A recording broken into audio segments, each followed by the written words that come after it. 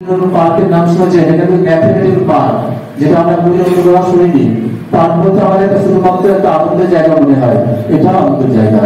আমাদের মধ্যে উচ্চ মাধ্যমিক শিক্ষা সংসদের পক্ষ থেকে এই জেলা কোচবিহার জেলার যুগ্ম আহ্বায়ক আছেন। বিভিন্ন বিদ্যালয় থেকে আগত শিক্ষক মহাশয়রাই অ্যাটেন্ডেন্স শিট নিয়ে তাদের কাছে যাচ্ছে, তারা অনুগ্রহ করে সেটিতে স্বাক্ষর করে দেবেন।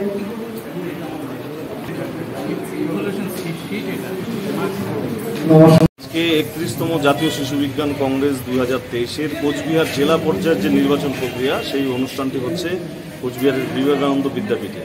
এখানে কোচবিহার জেলার 119টি প্রকল্প এবার রেজিস্ট্রেশন হয়েছে এবং সেখান থেকে আমাদের এখন পর্যন্ত 58টি বিদ্যালয়ের ছাত্রছাত্রীরা উপস্থিত হয়েছে। তাদের প্রকল্প নিয়ে এখানে তারা এসেছে। আজকে এখানে নির্বাচনী প্রক্রিয়ার থেকে যারা নির্বাচিত হবে তারা আগামী 7ই অক্টোবর কলকাতায় রাজ্য জাতীয় শিশু বিজ্ঞান কংগ্রেসে অংশগ্রহণের সুযোগ পাবে। কিভাবে দেখছেন? এর আগেও তো অনেকবার হয়েছিল।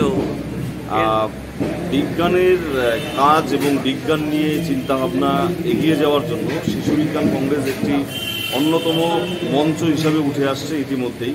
আমরা জানি বিগত দিনগুলোতে আমাদের যারা জাতীয় স্তরে অংশগ্রহণ করার সুযোগ পেয়েছিল তাদের কাছে আরও নানান রকম সুযোগ সুবিধা আসছিল এবং শিশু বিজ্ঞানের মাধ্যম দিয়েই, যেহেতু শিশু বিজ্ঞান একটা সেই প্ল্যাটফর্ম তৈরি হয়েছে যেখান থেকে ছাত্রছাত্রীরা নিজেদের বিজ্ঞান চর্চাকে বিভিন্ন জায়গায় নিয়োজিত করতে পারে। সে যেমন আমাদের ইসরোর অভিযানই হোক বা অন্যান্য যে বিজ্ঞান সম্বন্ধিত যে চর্চার জায়গাগুলো আছে, সেখানে কিন্তু যাওয়ার তাদের কাছে একটা রাস্তা খুলে যাচ্ছে। তা সেই জায়গায় দাঁড়িয়ে শিশু বিজ্ঞানের প্রতি আগ্রহ আগের তুলনায় অনেকটাই বেড়েছে। 31 বছর ধরে চলা একটি অনুষ্ঠান, সারা ভারতবর্ষব্যাপী এটি একটি ব্যতিক্রমী অনুষ্ঠান যেটা 31 বছরে পদার্পণ করল।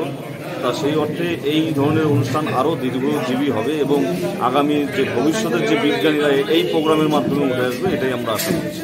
আপনার নামটা?